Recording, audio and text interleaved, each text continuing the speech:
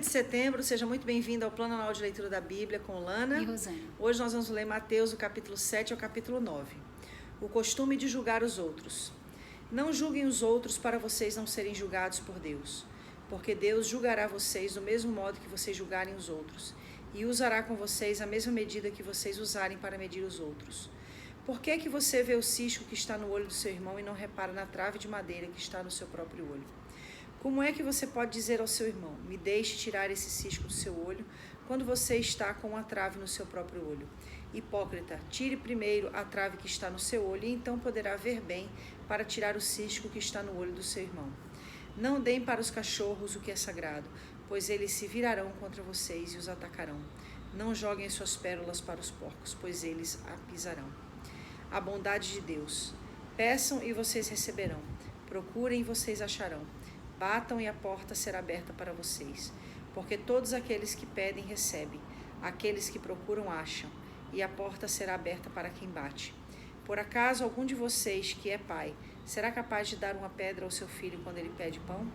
Ou lhe dará uma cobra quando ele pede um peixe? Vocês, mesmo sendo maus, sabem dar coisas boas aos seus filhos. Quanto mais o Pai de vocês que está no céu dará coisas boas aos que lhe pedirem. Façam aos outros o que querem que eles façam a vocês, pois isso é o que querem dizer a lei de Moisés e os ensinamentos dos profetas. Os dois caminhos.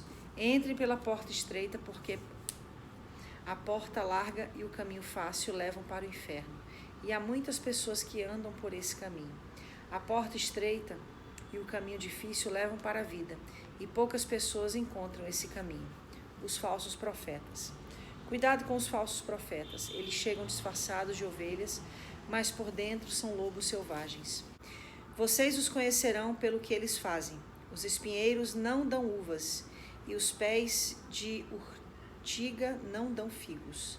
Assim, toda árvore boa dá frutas boas, e a árvore que não presta dá frutas ruins. A árvore boa não pode dar frutas ruins, e a árvore que não presta não pode dar frutas boas. Toda árvore que não dá frutas boas é cortada e jogada no fogo. Portanto, vocês conhecerão os falsos profetas pelas coisas que eles fazem. Quem entra no reino do céu? Não é toda pessoa que me chama de Senhor, Senhor, que entrará no reino do céu, mas somente quem faz a vontade do meu Pai, que está nos céus. Quando aquele dia chegar, muitas pessoas vão me dizer, Senhor, Senhor, pelo poder do seu nome anunciamos a mensagem de Deus, e pelo seu nome expulsamos demônios e fizemos muitos milagres. Então eu direi claramente a essas pessoas, eu nunca conheci vocês, afastem-se de mim, porque vocês só fazem mal. Os dois alicerces. Quem ouve esses meus ensinamentos e vive de acordo com eles, é como um homem sábio que construiu a sua casa na rocha. Caiu a chuva, vieram as enchentes e o vento soprou com força contra aquela casa. Porém, ela não caiu porque havia sido construída na rocha. Quem ouve esses meus ensinamentos e não vive de acordo com eles, é como um homem sem juízo que construiu a sua casa na areia. Caiu a chuva, vieram as enchentes e o vento soprou com força contra aquela casa. Ela caiu e ficou totalmente destruída. A autoridade de Jesus. Quando Jesus acabou de falar, as multidões estavam admiradas com a sua maneira de ensinar. Ele não era como os mestres da lei, pelo contrário, ensinava com a autoridade dele mesmo.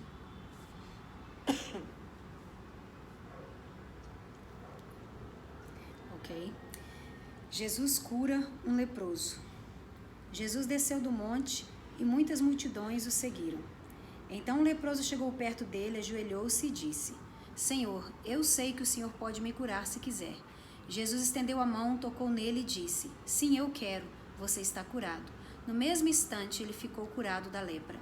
Então Jesus lhe disse, escute, não conte isso para ninguém, mas vá pedir aos sacerdotes que examinem você.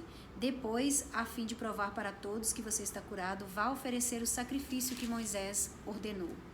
Jesus cura o empregado de um oficial romano. Quando Jesus entrou na cidade de Cafarnaum, um oficial romano foi encontrar-se com ele e pediu que curasse o seu empregado. Ele disse, Senhor, o meu empregado está na minha casa, tão doente que não pode nem se mexer na cama. Ele está sofrendo demais. Eu vou lá curá-lo, disse Jesus. O oficial romano respondeu, não, senhor, eu não mereço que o senhor entre na minha casa. Dê somente uma ordem e o meu empregado ficará bom. Eu também estou debaixo da autoridade de oficiais superiores e tenho soldados que obedecem às minhas ordens. Digo para um, vá lá, e ele vai. Digo para o outro, venha cá, e ele vem. E digo também para o meu empregado, faça isso, e ele faz. Quando Jesus ouviu isso, ficou muito admirado e disse aos que o seguiam: Eu afirmo a vocês que isso é verdade. Nunca vi tanta fé, nem mesmo entre o povo de Israel. E digo a vocês que muita gente vai chegar do leste e do oeste e se sentar à mesa no reino do céu, com Abraão, Isaque e Jacó. Mas as pessoas que deviam estar no reino estão jogadas fora, na escuridão. Ali vão chorar e ranger os dentes de desespero. E Jesus disse ao oficial: Vá para casa, pois será feito como você crê. E naquele momento o empregado do oficial romano ficou curado. Jesus cura muita gente. Jesus foi à casa de Pedro e viu a sogra dele de cama, com febre. Jesus tocou na mão dela e a febre saiu dela. Então ela se levantou e começou a cuidar dele. Depois do pôr do sol, o povo levou até Jesus muitas pessoas que estavam dominadas por demônios, e ele apenas com uma palavra expulsava os espíritos maus e curava todas as pessoas que estavam doentes. Jesus fez isso para cumprir o que o profeta Isaías tinha dito. Ele levou as nossas doenças e carregou as nossas enfermidades. Algumas pessoas que queriam seguir Jesus. Jesus viu a multidão em volta dele e mandou os discípulos irem para o leste, para o lado leste do lago. Um mestre da lei chegou perto dele e disse: Mestre, estou pronto a seguir o Senhor para qualquer lugar onde o Senhor for. Jesus respondeu: As raposas têm as suas covas e os pássaros os seus ninhos, mas o Filho do Homem não tem onde descansar. E outro que era seguidor de Jesus disse: Senhor, primeiro deixe que eu volte e sepulte o meu pai. Jesus respondeu: Venha comigo e deixe que os mortos sepultem os seus mortos. Jesus acalma uma tempestade. Jesus subiu no barco e os seus discípulos foram com ele. De repente, uma grande tempestade agitou o lago, de tal maneira que as ondas começaram a cobrir o barco. E Jesus estava dormindo. Os discípulos chegaram perto dele e o acordaram dizendo: Socorro, Senhor, nós vamos morrer. Por que é que vocês são assim, tão medrosos? Respondeu Jesus. Como é pequena a fé que vocês têm? Ele se levantou, falou duro com o vento e com as ondas, e tudo ficou calmo. Então todos ficaram admirados e disseram: Que homem é este que manda até o vento e nas ondas? Jesus cura 2 homens dominados por demônios. Quando Jesus chegou à região da Gadara, no lado leste do lago da Galileia, foram se encontrar com ele 2 homens que estavam dominados por demônios. Eles vinham do cemitério onde estavam morando. Eram tão violentos e perigosos que ninguém se arriscava a passar por aquele caminho. Eles começaram a gritar: Filho de Deus, o que o Senhor quer de nós? O Senhor veio aqui para nos castigar antes do tempo? Acontece que perto dali estavam muitos porcos comendo, e os demônios pediram a Jesus com insistência: Se o Senhor vai nos expulsar, nos mande entrar naqueles porcos. Pois vão, disse Jesus. Os demônios foram e entraram nos porcos, e estes se atiraram morro abaixo para dentro do lago e se afogaram. Os homens que tomavam conta dos porcos fugiram e chegaram até a cidade. Lá contaram tudo isso, e também o que havia acontecido com os 2 homens que estavam dominados por demônios. Então todos os moradores daquela cidade saíram para se encontrar com Jesus. E quando o encontraram, pediram com insistência que fosse embora da terra deles. Capítulo 9. Jesus cura um paralítico. Jesus entrou num barco, voltou para o lado leste do lago e chegou à sua cidade. Então, algumas pessoas trouxeram um paralítico deitado numa cama. Jesus viu que eles tinham fé e disse ao paralítico: Coragem, meu filho, seus pecados estão perdoados. Aí, alguns mestres da lei começaram a pensar: Este homem está blasfemando contra Deus. Porém, Jesus sabia o que eles estavam pensando e disse: Por que vocês estão pensando essas coisas más? O que é mais fácil dizer ao paralítico: Seus pecados estão perdoados, ou levante-se e ande? Pois vou mostrar a vocês que eu, Filho do Homem, tenho poder na terra para perdoar pecados. Então disse ao paralítico: Levante-se, pegue a sua cama e vá para casa. O homem se levantou e foi para casa.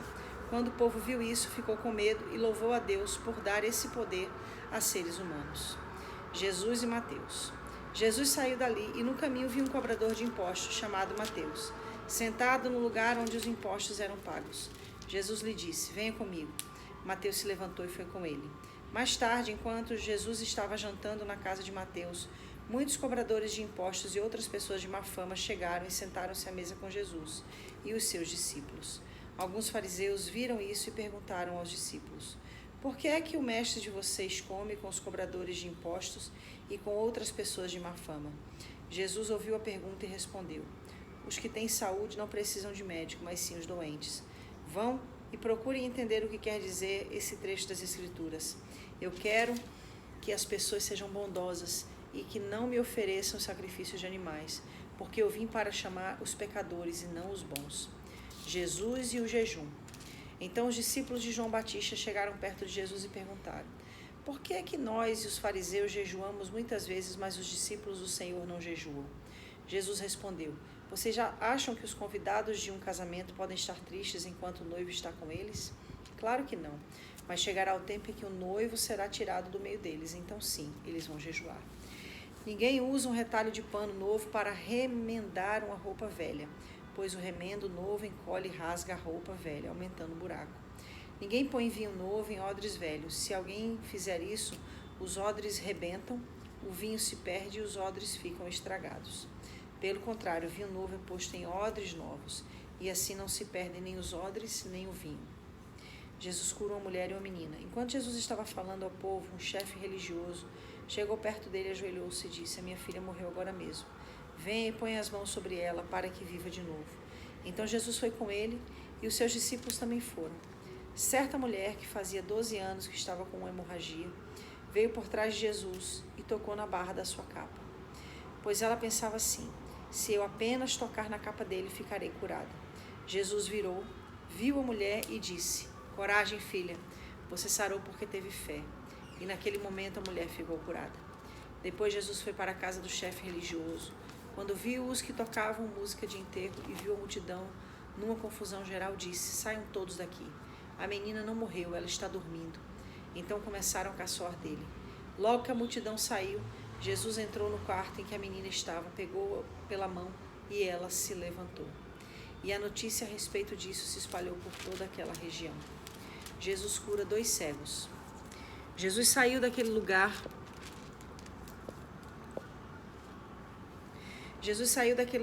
E no caminho 2 cegos começaram a segui-lo, gritando: Filho de Davi, tenha pena de nós.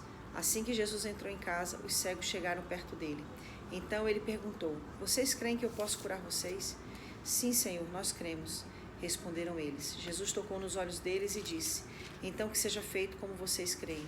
E os olhos deles ficaram curados. Aí Jesus ordenou com severidade: não contem isso a ninguém. Porém, eles foram embora e espalharam as notícias a respeito de Jesus por toda aquela região. A cura de um mudo. Quando eles foram embora, algumas pessoas levaram a Jesus um homem que não podia falar porque estava dominado por um demônio. Logo que o demônio foi expulso, o homem começou a falar. Todos ficaram admirados e afirmavam: nunca vimos em Israel uma coisa assim. Mas os fariseus diziam: o chefe dos demônios é quem dá a esse homem poder para expulsar demônios. Jesus tem pena do povo. Jesus andava visitando todas as cidades e povoados. Ele ensinava nas sinagogas, anunciava a boa notícia sobre o reino e curava todo tipo de enfermidades e doenças graves das pessoas. Quando Jesus viu a multidão, ficou com muita pena daquela gente, porque eles estavam aflitos e abandonados, como ovelhas sem pastor. Então disse aos discípulos: a colheita é grande mesmo, mas os trabalhadores são poucos. Peçam ao dono da plantação que mande mais trabalhadores para fazerem a colheita. Amém. Nossa, que lindo, né? O difícil é porque a gente tem tanta coisa para falar e a gente tem que escolher um ponto específico para falar a respeito. Eu queria falar sobre a reação de Jesus em face a todas as resistências, em todas as perseguições, principalmente por parte dos religiosos. A gente precisa muito analisar como que Jesus reagia em frente a toda oposição ao estabelecimento do reino de Deus. Como que Jesus reagia, né? E aqui no capítulo 9, o versículo 32 até o versículo 34, fala de um grande milagre, né? Fala da cura de um mudo. Anteriormente a gente tem a cura de 2 cegos. Antes disso, a gente tem a cura da mulher do fluxo de sangue, a ressurreição da filha de Jairo. Então, são muitas evidências de que realmente Deus estava operando através de Jesus. Aí, né, diante da fama dele que crescia, o versículo 33, a parte C do versículo diz: nunca vimos em Israel uma coisa assim. Mas, versículo 34 diz: os fariseus diziam: o chefe dos demônios é quem dará a esse homem poder para expulsar os demônios. Então, do versículo 34 para o versículo 35, eu não vejo nenhuma necessidade que Jesus teve em responder à afronta daqueles fariseus. Ele não parou para se defender. Ele não parou para se justificar. Ele não usou do seu poder como filho de Deus para fulminá-los e matá-los. Ele não usou da sua autoridade para repreendê-los. Ele simplesmente seguiu. E aí é lindo que o versículo 35. Jesus andava visitando todas as cidades e povoados. Ele ensinava nas sinagogas, anunciava a boa notícia sobre ele. Se movimentava. E os fariseus falando que ele estava expulsando demônios pelo príncipe dos demônios, que ele estava curando através de Satanás. Ele não se deu o trabalho de bater boca, né? Não. A gente não vê Jesus em nenhum momento nessa posição. Aqui no capítulo 8, versículo 33, né? Quando os dois homens, né? Os espíritos que estavam nos dois homens são transportados para os porcos, né? Eu gostaria de entender esse fator aqui. Eu acho que eu tenho uma noção no versículo 34. Então, todos os moradores daquela cidade saíram para se encontrar com Jesus. Quer dizer, eles ficaram tão assustados, né? Com os porcos, os ribanceiros abaixo. E quando o encontraram, pediram com insistência que fosse embora da terra deles. Em que sentido? Você acha que eles ficaram com medo? Não, na realidade, eu já falei sobre isso aqui na Liga de Libertadores, né? Eu falo que a libertação, ela tem um preço no mundo físico. Por exemplo, algumas pessoas, elas se convertem ao evangelho e elas perdem tudo que elas têm. E muitas pessoas que passam por esse processo, elas não suportam. Porque, tipo assim, poxa, então, elas deixam Jesus porque não suportam as perdas que sofrem. Ou seja, tem tudo antes, tá tudo bem, aceitou Jesus, as coisas começam a... Mas o que você fala a respeito disso? Eu falo que quando a gente se converte, Paulo fala disso de uma forma muito precisa. Ele diz que as coisas velhas já passaram e eis que tudo se fez novo. Então, eu acredito que muitos daqueles que vivenciam na conversão a perda de coisas, de materiais, as perdas de bens, é realmente como se Deus quisesse fazer com que aquela pessoa tivesse o que viesse dele, tivesse conquistas que viessem dele. Faz muito sentido porque, enfim, eu vou ser vou falar alguma coisa bem, como é que se diz, bem direta mesmo. Muita gente consegue coisas, às vezes, fazendo coisas falcatruas, né? Situações ilegais, né? Que parece que é legal aqui, mas no reino espiritual é totalmente contrário à natureza de Deus. Ou às vezes com magia, feitiçaria. Exatamente. Então eu vejo Deus querendo realmente, como a Bíblia diz que ele tem ciúme de nós, né? Então eu vejo como se ele quisesse, não, isso não é para ele. Isso não foi eu que dei. E isso não vai trazer para ele aquilo que eu tenho para ele. Porque tudo que é adquirido de forma ilícita ou tomado de forma ilícita, ela tem um final trágico. Tem uma legalidade, uma base de legalidade negativa. Então eu também vejo o cuidado de Deus nessa situação. Então aqui você traz para esse contexto, né? Eu trago para esse contexto. Então todos os moradores daquela cidade saíram para se encontrar com Jesus e quando encontraram, pediram com insistência que fosse embora. Ou seja, eles não pensaram na libertação dos dois, mas na perda dos porcos. Na perda dos porcos. Isso é cruel, hein? Isso é muito forte. É uma grande realidade. E muitas pessoas não conseguem ter essa visão da libertação. Quanto à libertação das suas próprias vidas. Elas estão além vendo do bem material. Elas estão vendo o bem material que elas estão perdendo, mas não conseguem enxergar as conquistas espirituais que estão sendo alcançadas. Mas isso quem vê realmente é quem é ligado na vontade de Deus, né? Tipo assim, né? Eu quero a vontade de Deus. E aí que muitas vezes vem a base que prova as nossas motivações, né? Isso é forte, hein? É muito forte. Isso aí foi bem profundo mesmo. Muito forte. Muito bem pontuado. Que a gente possa usar esses dois exemplos citados nesse devocional, que nós possamos seguir para o alvo daquilo que o Senhor nos chamou, não parando para se justificar, não parando para se defender, não parando para usar de autoridade, né? Como a própria palavra fala aqui, né? Autoridade fala por si mesmo. Ele diz aqui, no capítulo 7, versículo 6, não deis para os cachorros o que é sagrado, pois eles se virarão contra vocês e os atacarão. Não jogue as suas pérolas para os porcos, pois eles a pisarão. Então, não perca tempo, siga em diante, falando de Jesus, conquistando para o reino. E, para concluir, não se esqueça, muitas vezes a libertação tem um alto preço que nem todos estão dispostos a pagar. Mas a gente sempre tem que se lembrar que as coisas que a gente perde aqui na terra são passageiras. Nem se compara ao que nós ganhamos às que nós conquistamos no céu. No céu. Em nome de Jesus. Fica com essa palavra. Até amanhã. dia 1º de outubro. Olha aí. Mateus 10 e 11.